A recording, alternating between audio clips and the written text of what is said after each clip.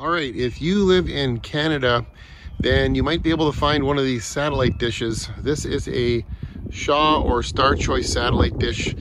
Usually these are used for paid subscription services here in Canada, but with the cost of cable and satellite going up so much, a lot of people might look to cancel their subscriptions and they have no more use for this dish.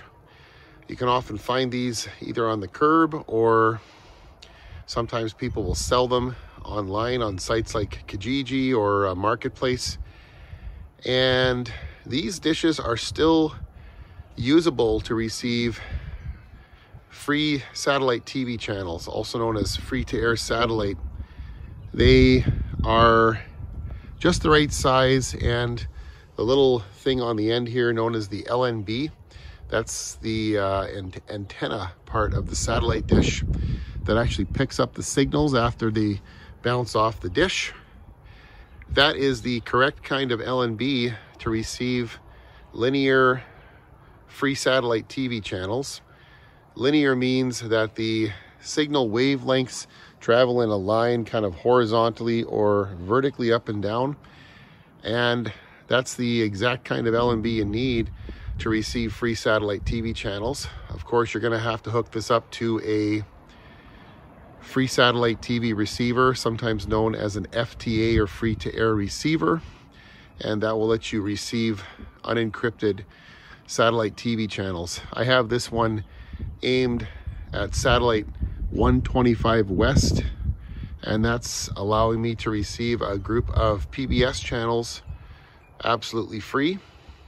You can see that there are multiple plugs on the end of this LNB for coaxial cable here, and that's because there's actually two LNBs inside this square box here, and that actually lets you receive two satellites at once if they are 4 degrees apart on the geostationary arc.